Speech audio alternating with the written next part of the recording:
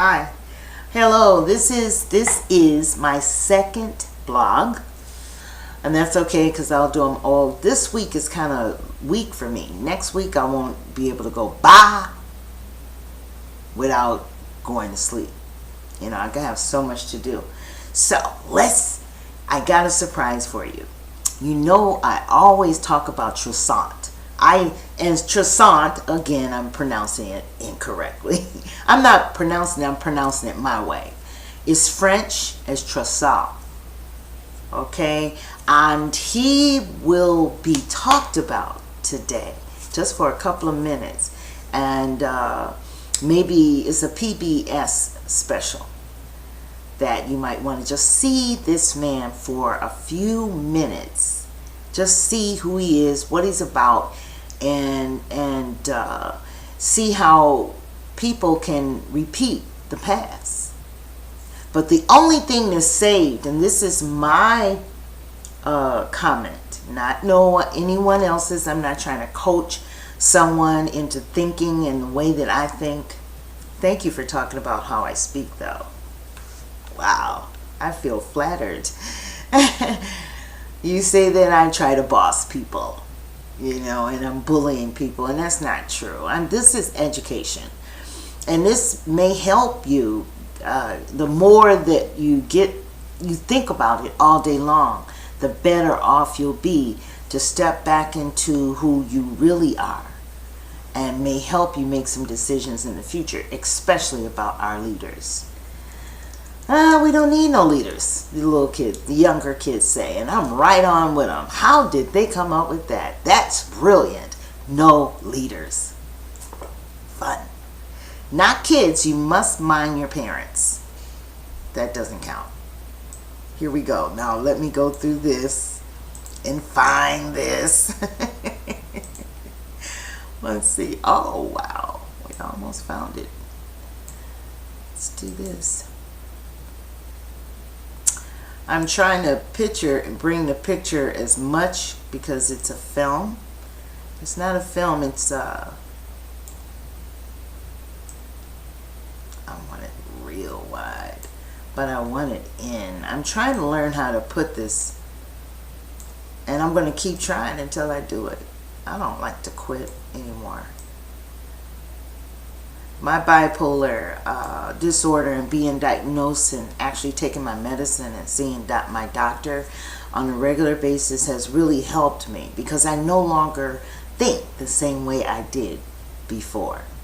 Anyway, I don't even think that way anymore at all. I think about how I used to think before my medication, and I say, wow, I did that. You know, I thought that. I made those decisions, so it's a good thing. Bipolar is going to be the next blog. I need to talk about that because I don't like what I'm seeing on Empire. But let's get into this. I'm excited because I love to talk about this man. He fought off 3 empires and enraged Napoleon. The prospect of a black republic is equally disturbing to start it the over. Spanish, the English. I am Toussant Louventure. My name is perhaps known to you. He was called the Black George Washington. He fought off 3 empires and enraged Napoleon. The prospect of a black republic is equally disturbing to the Spanish, the English, and the Americans. He championed liberty and égalité for all, Toussaint Louverture and the Haitian Revolution. Yay! This program was made possible by the Corporation for Let's move Public... it.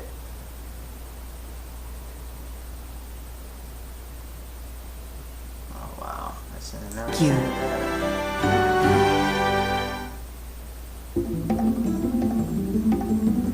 Haiti is always described as the poorest country in the Western Hemisphere. But during its height as Saint-Domingue, it was the richest place in the Americas. The thing about it, though, is that its richness was all rooted in slaves. Its wealth was based on human capital, on owning that human day as long as the sun is shining. The men are bending over and swaying a machete at the foot of the sugarcane.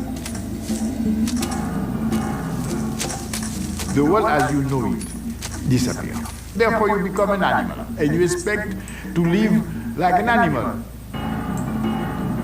The dominion of the master had to be absolute, but that absoluteness itself made the master into something other than human as well. Damn. Liberty, equality, fraternity.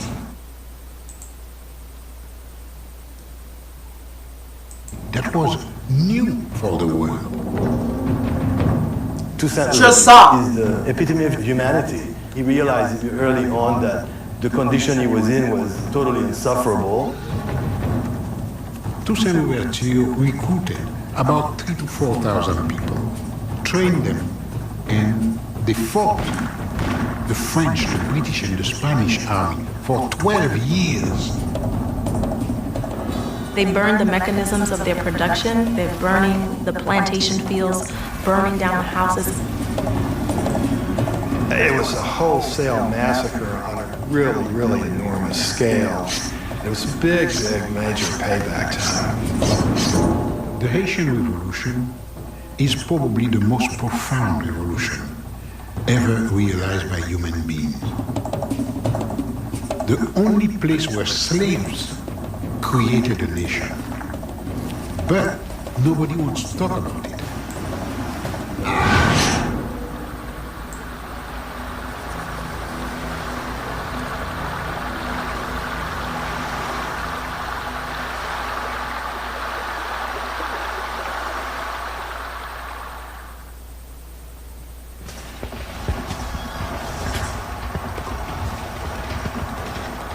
In the summer of 1789, when Haiti was still the dormant colony of Saint-Domingue, it was France that grabbed the world's attention.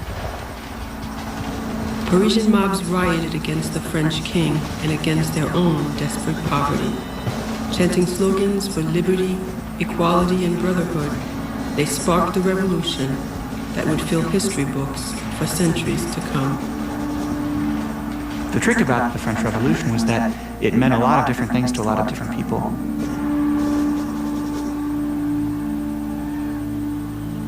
In the streets of Paris, the French Revolution meant an end to the appalling privileges of wealth. And France's brand new Congress, called the National Assembly, it meant the ideas of Europe's most radical thinkers could be realized. Nobody knows exactly what's going to come out of it, but just the idea of having rights, right? The idea that all people have rights, that those rights are inherent. This was something that obviously philosophers had written about before, but during the course of the French Revolution, it was written down in a text called the Declaration of the Rights of Man. It's a dangerous idea because the society is based on inequality. That's what makes it work, because it was not supposed to work for everybody. It was supposed to work for a minority. What was a dangerous idea in France was even more dangerous in its slave-holding colonies off the coast of Florida, Martinique, Guadeloupe, and an island known as the Pearl of the Antilles. Today, the western half is Haiti. Then it was the French colony of Saint-Domingue. One thing that's fascinating about that time, people think things were very far away. They were not. News traveled very, very fast. Hey! We have to remember that the ocean was like a highway in the 18th century. I mean, ships were constantly bringing news back and forth. Everyone was obsessed with news. Sailors would come off the ships. The first people they would talk to, the people they would work with as they were unloading the ships, were enslaved people. So there are reports who were describing the events that have been going on in Paris to the enslaved that are working alongside of them.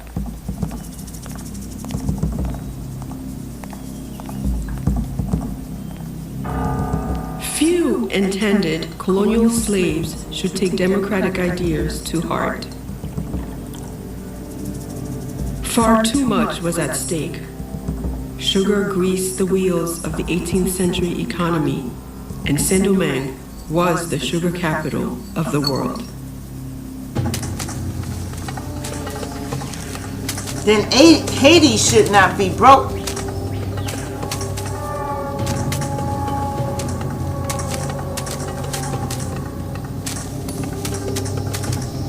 It was easy, even for France's political radicals, to ignore the agony that made it all possible.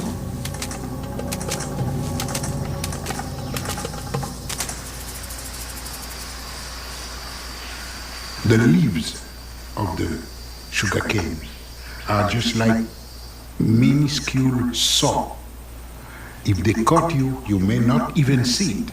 But when you perspire, the sweat gets in it and it burns.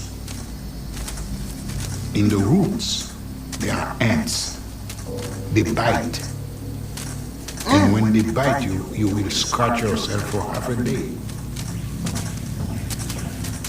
If the worker refuses to work, well, there is a law which you just shoot him. That's all. The whole concept of slavery itself is a totally savage one. The French, they brought it down to science. A slave coming from Africa would not last 3 years, the way the system was organized. They had it down to that kind of statistics. They did it very systematically and it was very successful.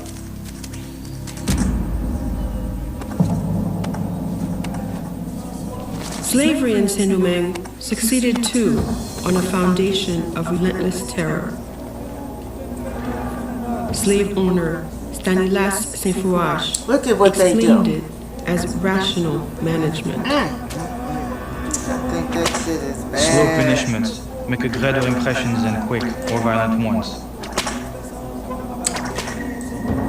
Rather than 50 lashes administered in 5 minutes, 25 lashes of the whip administered in a quarter of an hour.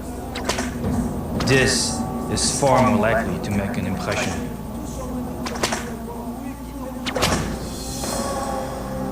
The accounts about the tortures inflicted on slaves are often horrifying. Legs cut off or arms cut off, amputations for runaways, rubbing hot powder or pepper and so forth into the wounds. Slaves actually hung and left to die. Lord, what our ancestors have been through. You can kind of imagine that this kind of world in which essentially human life was given so little value that these tortures were kind of refined to this incredible, cruel effect. Despite the brutal tools of control, some blacks managed to escape slavery. Many had been born free, fathered by white planters. Others had gained freedom through their own wits or talents. One such man was Toussant Louverture. I was born a slave, but nature gave me the soul of a free man. Toussaint Louverture was a very determined man. He was a very ambitious man. Toussant. And in my opinion, he was a genius. Toussant is, I think, one of the most incredible figures that I know about in many ways. He's born on a plantation in Saint-Domingue. He grows up on that plantation. That plantation was owned by a man who was tolerant for the times. Toussant was taught to read and write as a child. He eventually occupies a somewhat privileged role, you can say that on a plantation, as a coachman, and has a kind of relationship with the managers and masters in some ways. He becomes free in the 1770s, so he's somebody who kind of occupied different roles in society. And I think that's the key for understanding Toussant, is that he saw possibilities where other people didn't. He had businesses, had contacts in the US and elsewhere, bank accounts, managed his affairs pretty well. The man was endless in organizational capacity. I mean, he would have been a fantastic CEO today. Okay. Obama. Toussant didn't record his first reactions to the revolution in France, but his fellow free Saint-Dominguez, the white colonials, and the mixed-race population were transfixed. In 1789, there were about 40,000 white people and about 30,000 colored people who were, of course, their sons and cousins and so on and so forth, who were landowners themselves, many of them slave owners themselves, many of them very effective businessmen, many of them involved romantically with the white master class. One of the things that's important to remember levels, there's the level. It wasn't simply black and white. Instead, you had numerous gradations of color. One historian went so far as to give 110 categories of color from absolute black to absolute white. And to each combination he gave a name: mulatto, quadroon, Mameluke. And what he was accounting for was the drops of black blood. Whites hoped for more control over the colony's governance, but the colony's mixed-race population hoped for more fundamental changes. They had been born free, but not equal. They had to show physical respect for the white. Stand up when they are in presence of a white, call them Mr. or whatever title they wanted to have. It was not easy for them, and that's exactly why they were the first one, before the blacks, they were the first one to ask for equality. The mixed-race population of Saint-Domingue decided their chance had come in 1791. They sent a petition to France's new government asking for the rights of citizenship. This is a powerful message to have been taking place in a society that was explicitly organized on inequality. It's like dynamite. The petition asked for civil protections, and it enraged the island's white population. Working-class colonists began a full-scale intimidation campaign. They threatened, beat, and murdered mixed-race residents in the capital.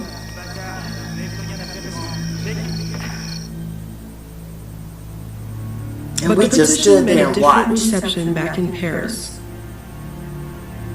The new breed of delegates in the National Assembly issued a landmark decree. They extended equal rights to the small population of mixed-race people born of two free parents. 1791.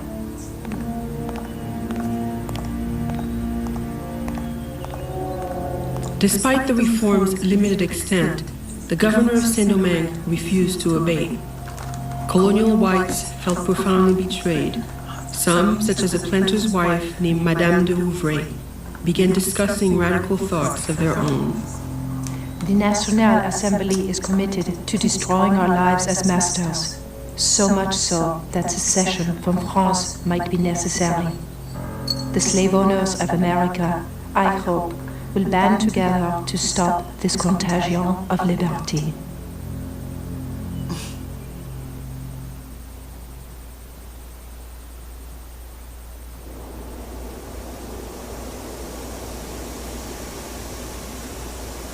The good Lord who created the sun which gives us light from above, who rouses the sea and makes the thunder roar, watches us. Boukman Dati was a slave and a voodoo priest. Hey. Throw Start away the the show. image of the God of the whites who thirst for our tears, and listen to the voice of liberty which speaks in the hearts of all of us. In August 1791, as Saint-Domingue's white and mixed-race population squared off for a showdown, Boukman called together slaves from neighboring plantations. They'd been kidnapped from different parts of Africa, and the voodoo religion was their common culture. Le vaudou, c'est l'esprit de nos ancêtres, c'est une religion. C'est le mode de vie de l'haïtien. C'est plus qu'une religion, c'est notre façon de vivre, c'est notre force. Le vaudou est libérateur, le vaudou est dignité, le vaudou est sagesse, et le vaudou, c'est notre tradition. Boukman had called them to an area called Wakaima. First on the agenda was strategy.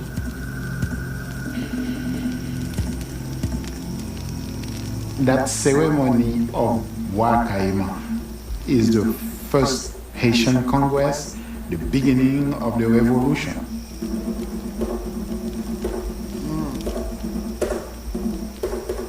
C'est dans cette réunion où l'Africain décide de n'être plus esclave, d'être libre, déjà là dans la tête, de casser cette chaîne dans la tête, de dire voilà, à partir de cette cérémonie, on prend l'Africain a pris son destin en main. Change the mind. Hey! It's the mind. Haitian tradition says the slaves of Saint-Domingue planned that night to revolt. They timed their uprising to start on multiple plantations in 2 weeks' time. And they swore each other to secrecy. They even said that they killed a pig and they drank the blood.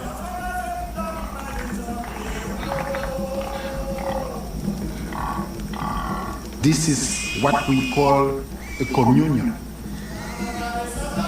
Communion that to keep what you have heard, what you have said to themselves. The God of the white man calls him to commit crimes. Our God orders revenge. He will direct our hands. He will aid us. The war.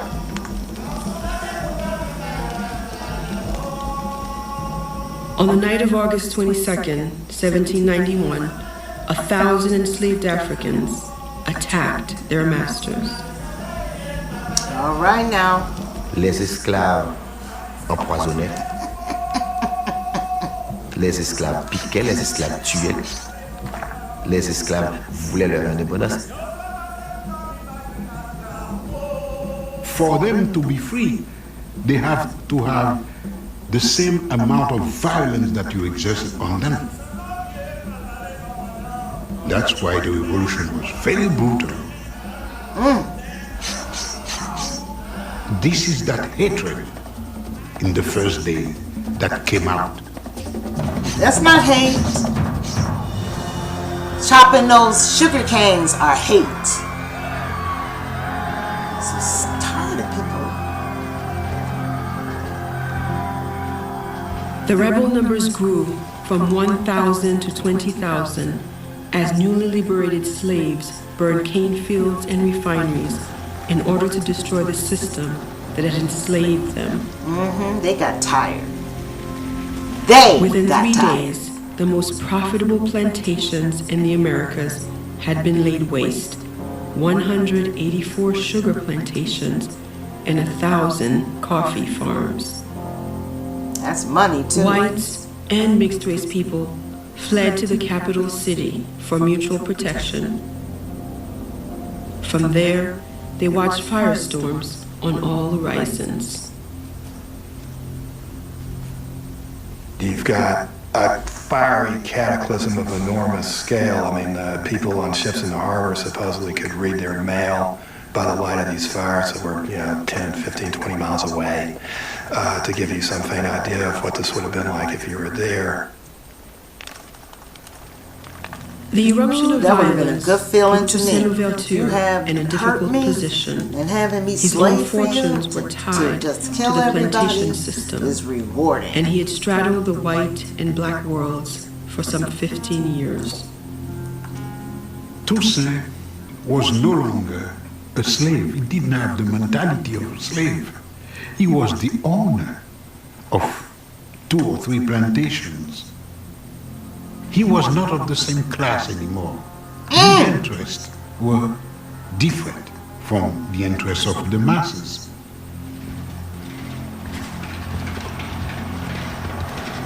But Toussant's first reaction to the raging violence was based neither on money nor race. It was personal. He went back to the plantation where he had been born to protect his former owners. It's true that Toussant and Louventure did return to the plantation in the early days of the insurrection and kind of maintained order there. And there's a question, the question of why. Why would he do that? I think Toussant was somebody who understood the value of humanity in many ways, right? And I think he probably had gained that precisely from being on the receiving end of slavery. Back in the capital city, as Toussant helped his former master flee the violence, Saint-Domingue's whites repelled assault after assault. They soon regrouped and launched their own offensive.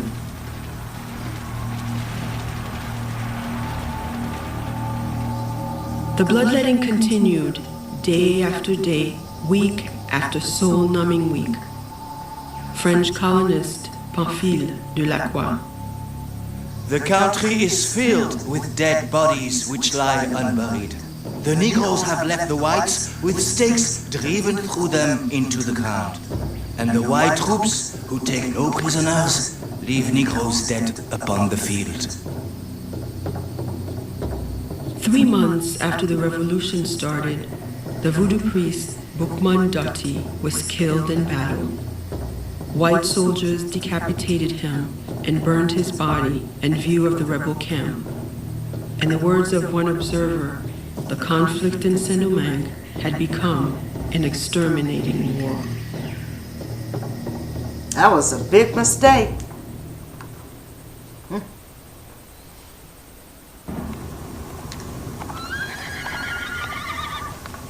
In the autumn of 1791, Toussaint Louverture could no longer sit on the sidelines. Despite a wife and children, despite the chance even of losing his own freedom, Toussant didn't hesitate long. He left everything. He dropped everything, and he went to the mountain. It was an act of extraordinary risk. The island's 500,000 slaves outnumbered whites by 12 to 1, but their ultimate prospects were poor. Few had experience in military strategy, and they had no unifying history or long-term vision. The fact is, a lot of people didn't really know what freedom was supposed to look like. Nobody had really even theorized or imagined this before. Toussant, on the other hand, had a unique window on the world. He was schooled in African and European culture alike, and had read some of France's most radical thinkers. Toussant had certainly read a text by l'Abbé Raynal, which predicted that out of the colonial slave system with its, frightening imbalance of numbers and horrible suffering and all of that, there would emerge a leader, revolutionary leader. I believe Raynal referred to him as a black Spartacus. Toussant's a literate person. There's no way he would have missed this. As rebel leaders struggled to forge a disciplined fighting force, Toussant's talents and intellect set him apart. See? Then, in December 1791, some 4 months after the rebellion began, black enthusiasm began to crumble. The new French government in Paris sent more than 10,000 military reinforcements to help the colonists reestablish white rule. Supplies were scarce in the mountains, and winter brought famine to the rebel lines. Thousands began to surrender. Toussaint Louverture was not somebody who liked violence, really. He was good at it if he had to do it, but he preferred to use negotiation, diplomacy, guile, trickery, anything but. And if that didn't work, you kill us, no problem. But He'd try anything else first. Toussaint Louverture was asked to write up a settlement offer in exchange for the freedom of 200 slave leaders and better working conditions on the plantations. The proposal offered to send most of the rebels back to the plantation. It was a stark recognition of 18th century realities. Sometimes it's easy to look back at this and suggest that they were willing to sell out their followers. While the terms, I think it's true, are troubling in some ways, they were also trying to see some change. And I think the key here is that no, they sold out their followers. You would actually eliminate slavery. I didn't even want to hear what he said. Sorry, guys, I keep talking over. New French commissioners had just arrived from Paris to restore order. More liberal than the planters, they urged Saint-Domingue's whites to accept the rebels' offer, and they called slave leaders to the capital of Le Cap for negotiations. Trust was minimal. Some slave rebels wanted to kill their white prisoners, but Toussaint Louverture argued against it. He wanted the whites returned to Le Cap as a gesture of goodwill. As a gesture of goodwill. So Toussant is sent to negotiate with the planters with the idea that in a sense a settlement can be reached. The settlement is not only for the freedom of some of the insurgent leaders, but also for some reforms on the plantation. Small reforms, but reforms that, at least in the letters they describe, their followers really want. Whether the small group of leaders actually would have had the power to say to all these people that they'd taken out, okay, you're going back to work now, here's your chains. I don't know. As it happened, the white people were so short-sighted that they didn't even give them the opportunity to try.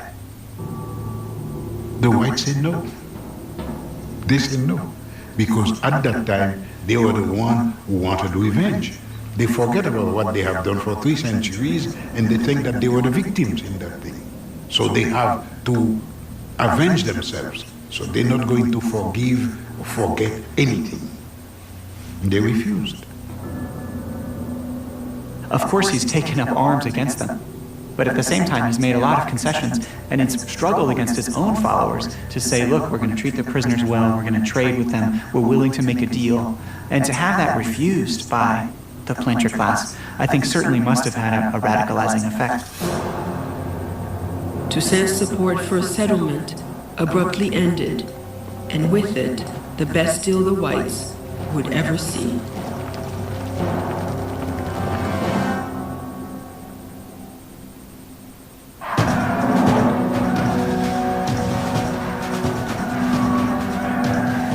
Back in France, the democratic revolution had turned to terror. France's revolutionary army was at war with neighboring countries. Its radical leaders sought to purge themselves of enemies from within. They executed thousands. In an early 1793, they did the unthinkable. The revolutionary government beheaded the king. Events in France were moving faster than anyone had ever intended. I mean, this was volcanic upheaval. I wonder why. It turned everything completely upside down. And each ripple that came out would strike the shores of Saint-Domingue.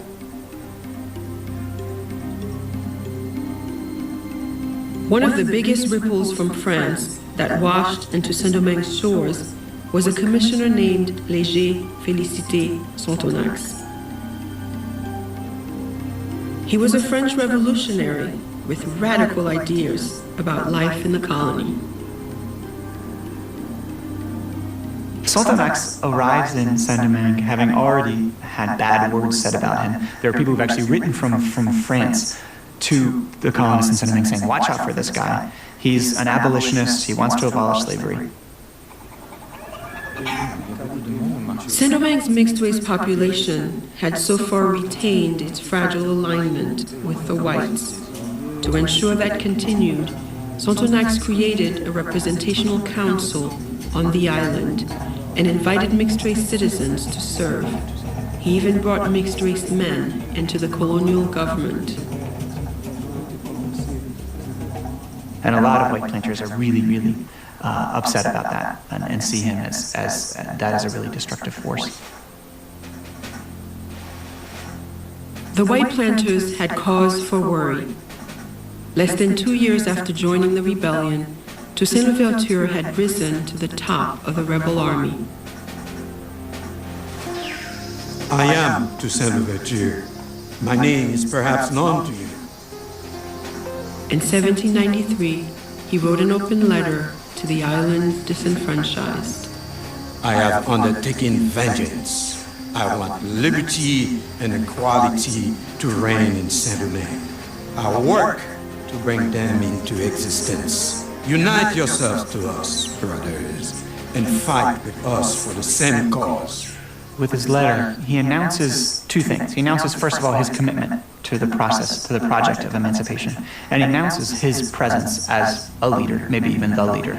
He has gained great respect from his followers. And with this proclamation, he's essentially saying, you want freedom, and I'm the one who's going to bring you that freedom. So I'm the person to follow in this regard. But Toussaint at this time was addressing the wider world too. He was particularly focused on Spain. The Spanish wanted to wrestle the colony away from France for two reasons.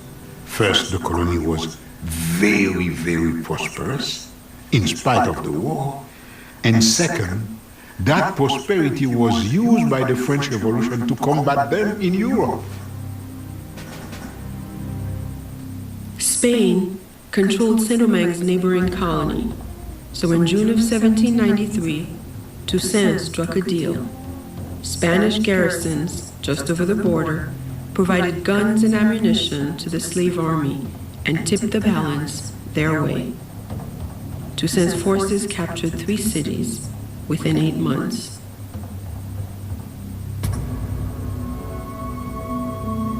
Saint-Domingue's white planters were desperate. Many hated the new order in France. In a treasonous move, they invited the British to help put down the slave rebellion. Now, the empires of France, Spain, and England, along with a vast army of former slaves, were fighting for control of the small island colony.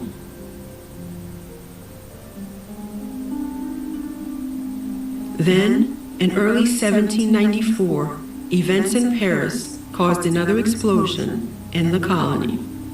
A multiracial delegation from Saint-Domingue had appeared in France's National Assembly.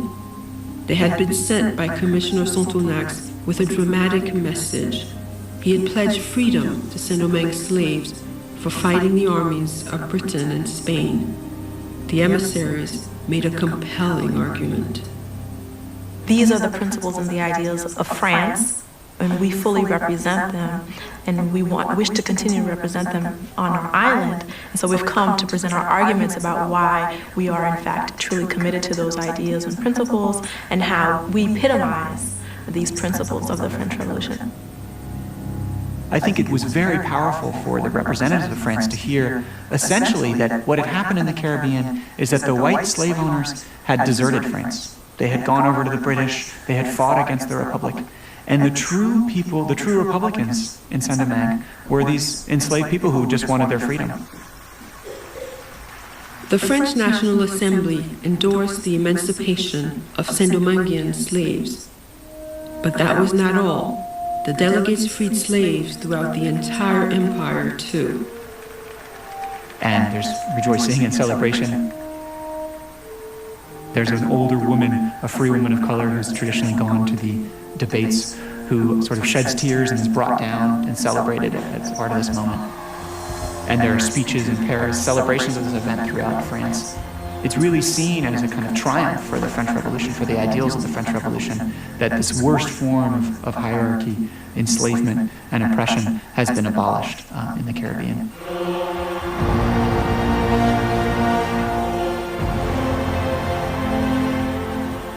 It was utterly unprecedented. In a stroke, nearly 1 million black slaves had become French citizens.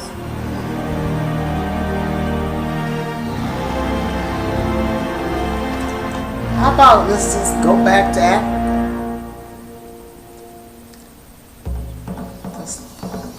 Just saying. Word that the French revolutionary government had freed its slaves reached Saint-Domingue quickly. It was one of history's great watersheds, and due largely to the extraordinary military accomplishments of Toussant's army. But the credit did not rest with Toussant alone. He had several able commanders working under him, men like Jean-Jacques Dessalines, who shared his soldiers' life experiences more closely than Toussant. Dessalines had been mistreated in slavery considerably, whipped a lot. He had tremendous whip scars on his back that he liked to display on occasion. He had deep reserves of anger and violence, but also a very intelligent man. For Dessalines and Toussant, emancipation changed everything.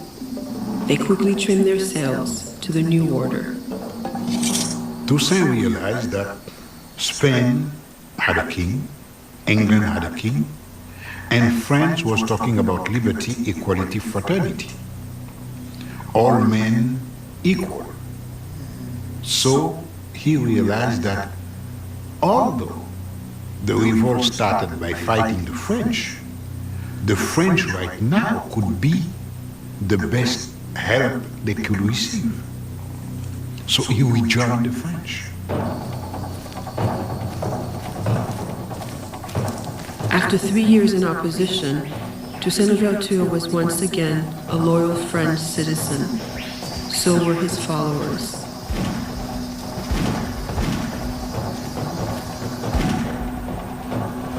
It tipped the balance. Before long, Toussaint, Dessalines, and the army of ex-slaves pushed the Spanish out of Saint-Domingue. The British soon followed. Word of Toussant's astonishing string of victories against white armies was spreading across the European world. They didn't like it. They didn't like it at all that there was a black general beating white armies. They didn't like it. Slaveholders everywhere were stunned and worried. In the United States, for instance, and in Cuba, they didn't want even white Frenchmen to come because they would tell the story. Why are you running away from Saint-Domingue? They would answer that. And no matter what they answered, it would be known that there was a black revolt. We confronted dangers in order to gain our liberty, and we will be able to confront death in order to keep it. Slaves had once accepted their chain because they had not experienced a state happier than slavery. But those days are over. The people of Saint-Domingue would rather be buried in the ruin of their country than suffer the return of slavery. Toussant's ringing language showed his profound attachment to democratic ideals, but there was another side to Toussant too. Anybody who looked like they threatened Toussant either ended up dead or deported. Toussant had already been appointed Brigadier General and then Governor of Saint-Domingue. No black man had ever risen so far in the colonies. But Toussant had a rival. The beloved French civil commissioner, Félicité Sonthonax. Sonthonax was extremely popular because he was the one to say, okay, slavery is abolished. He was very popular, and the blacks used to call him Papa Sonthonax. That didn't go well with Toussaint. Toussaint is very friendly with Sonthonax as long as Sonthonax can serve his purposes. No, and nothing personal about it. When Sonthonax becomes useless, he will send him back over there. That's as simple as that. And in 1797, Toussaint in fact no longer needed Sonthonax. In a series of political maneuvers, he isolated the civil commissioner. Then in August, he forced Sontonax off the island. Toussaint Louverture had triumphed again.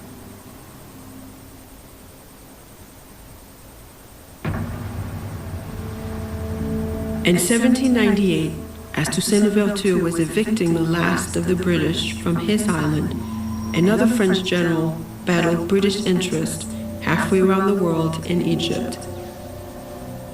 His name was Napoleon Bonaparte.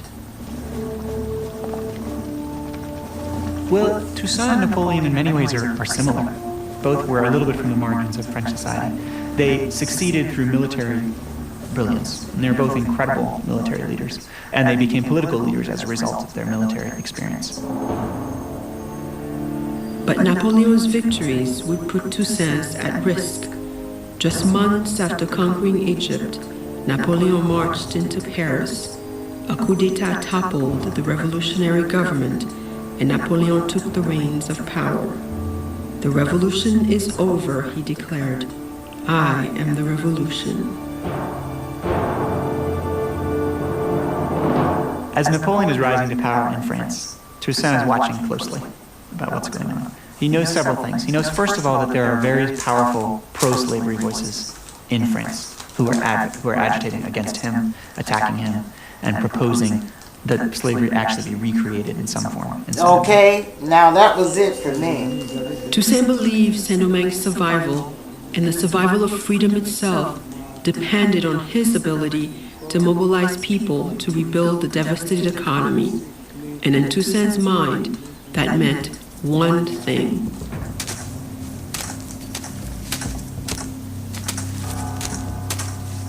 His black followers should return to the cane fields. Followers. There were some compelling reasons for this. I mean, mainly in Toussaint's situation, he was really in a bind at that point. In the sense that his hope for peace was restoring productivity on the plantations, recreating the sugar trade in particularly. But nobody wanted to go back to that kind of work, so he pretty well had to force them. And then the people began to think, this is a lot like slavery. He was strong, maybe a little too strong with the blacks in several occasions, but he had to do it. Why? To be a leader, you got to know where to lay back, and you have to know when to say, okay guys, excuses. Let's do it. If you don't do it, whatever the consequences, you'll pay for it. Most newly freed slaves didn't see it that way. They wanted to work for themselves, growing crops for food rather than export.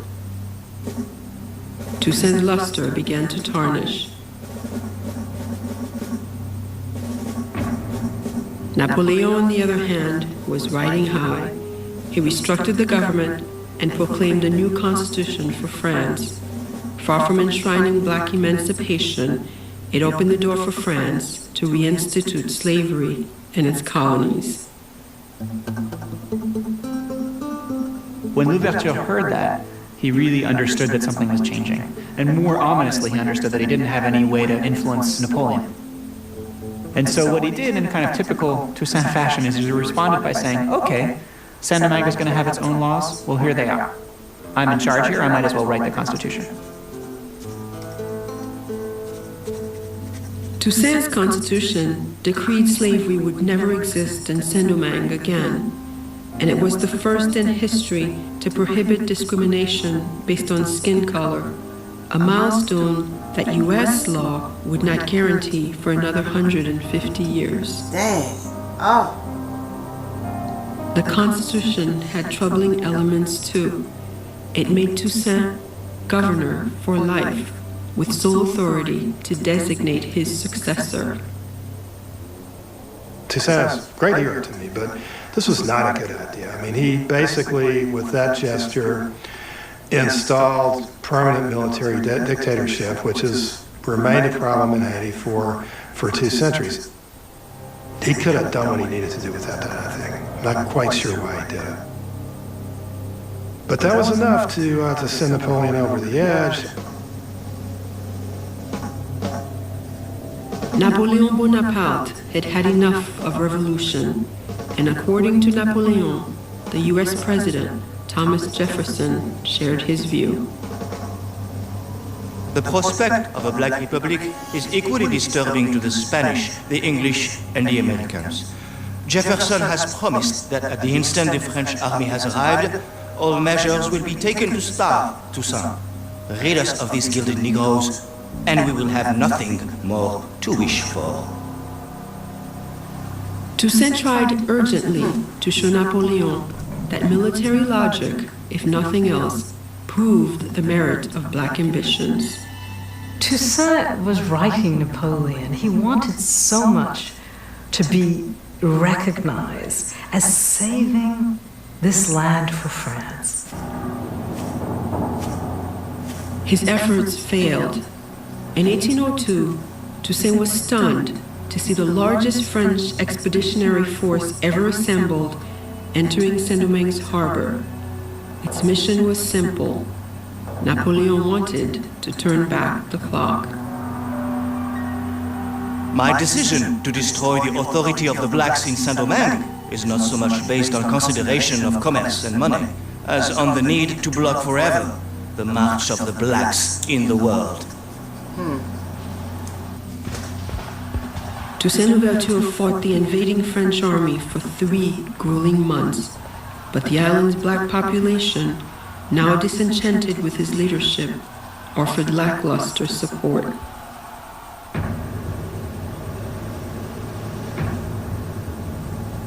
On May 6, 1802, Toussaint Louverture surrendered.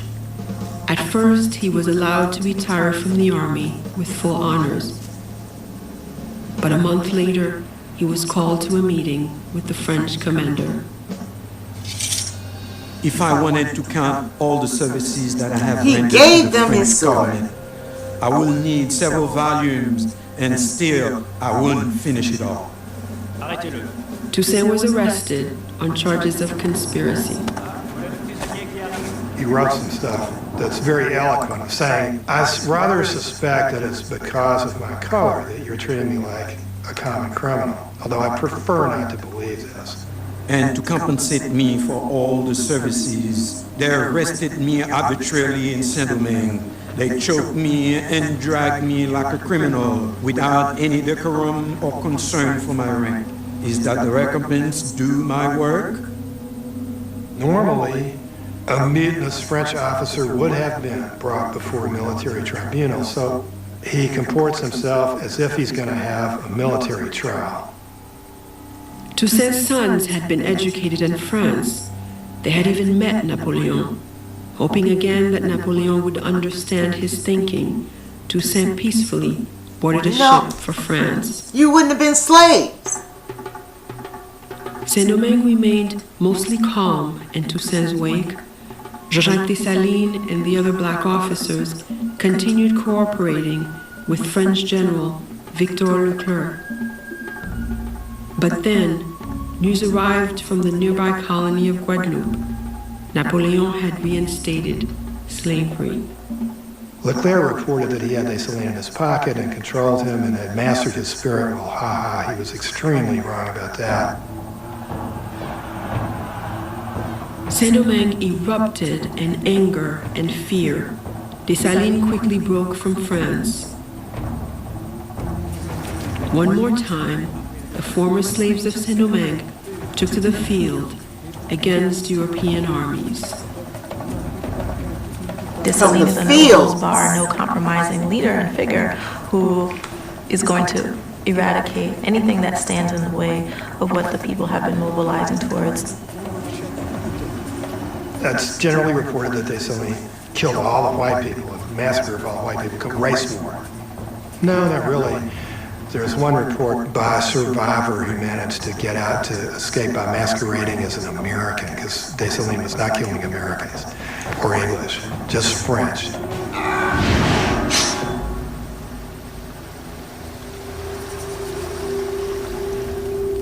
One fleeing white, Pierre Chazot, paused on a mountaintop to observe the devastation. No less than 10 square leagues of country burning like volcanoes. The rapidity of the conflagration was such as to make the beholder believe that large and thick trains of gunpowder had previously been laid down.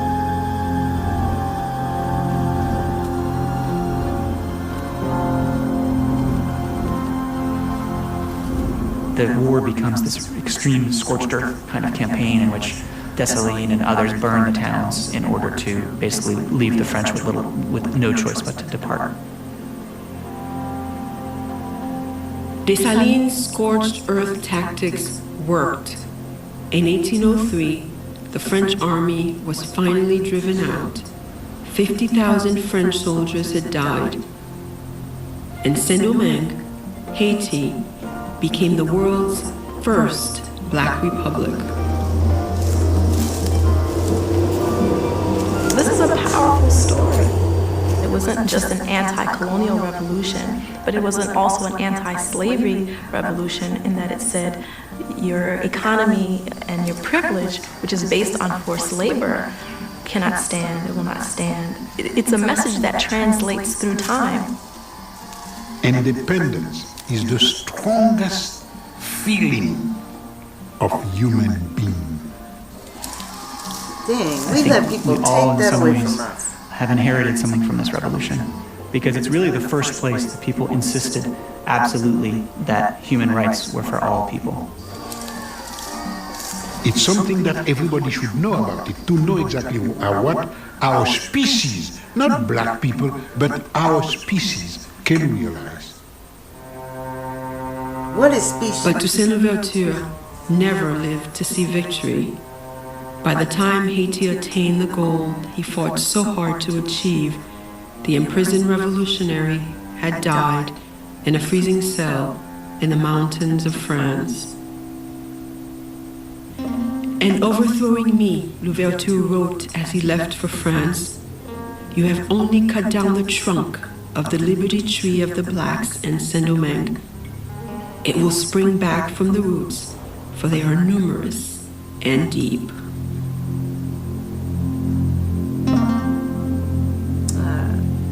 Generations.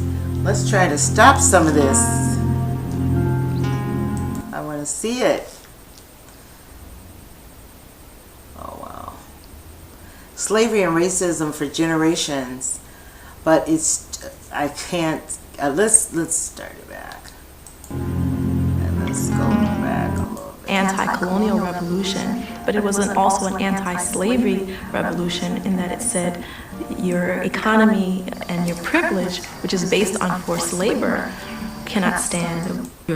Never lived to see victory. By the time Haiti attained the goal he fought so hard to achieve, the imprisoned revolutionary had died in a freezing cell in the mountains of France. "And overthrowing me," Louverture wrote as he left for France, "you have only cut down the trunk of the liberty tree of the blacks in Saint-Domingue. It will spring back from the roots, for they are numerous and deep." Haiti's victory inspired those who struggled against slavery and racism for generations, but its tree of liberty took root in a hostile world. France demanded crippling indemnity payments. The United States refused recognition for 60 years, and a line of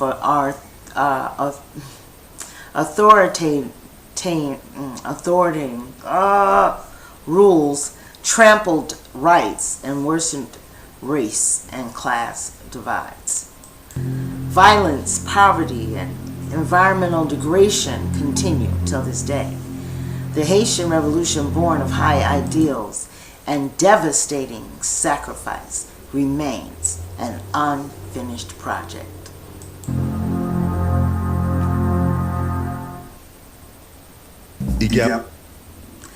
Wow, that is so interesting. I am so excited to know it. But was I wrong about Toussant? Was he really for the people, or wasn't he for the people? He kept going back and forth and back and I'm going to tell you what he did really wrong. Having us go back to slavery. Just even mentioning that is out of order. And I couldn't pronounce authoritatum. Okay, that's kind of I'm not that good of a speaker. Okay. But that's what he did. That right there. You never ever lead me back into slavery. And the people went back and they said, hey, wait a minute, this is like slavery. And then we fell in love with one person, a leader. And having leaders, and thank God, these young people. Black Lives Matter. I really do like that organization. And they're young. I mean, the young ladies that started that are so bad, but there's no leaders. See, and that's where I think we went wrong there. If he had not been the leader, he wanted to always be the boss, the head, the big hookah. And then did you notice in there, the light skin being the greatest people too, the levels. They had certain blacks that hung out with the whites and all that kind of stuff. So the levels actually were existed then. And those people turned against black people too. So he's kind of like was on both sides of the fence. So him dying in jail could, like the voodoo man. They cut his head off. The one that they cut his head off. I think that what they did kind of directed the whole revolution. I don't think that they'll ever have slaves in Haiti. Never will. And I believe that it will rise. Haiti will rise. We'll come back, and whether it rises or not, they're running their show. And that's, being poor all the time is not so bad than to be a slave or be ran by other people. Let them get their own money somewhere else. The good idea, what I would have done was burn the sugar cane. Burn their products. What they want. Burn it. That's what I would do. And I have problems. It's in my blood. My great-great-grandmother was Haitian. And it's in my blood. It's hard for me to work for big corporations if I know they're making a whole lot of money. It's hard. I've lasted about 6 months. 6 months. And after 6 months, I was gone.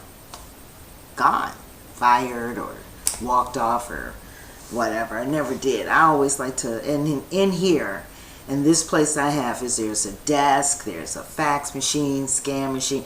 I literally set it up for work. At this age, I just don't want to tolerate big companies and all that, helping them, because they never treat their employees right. So there you go.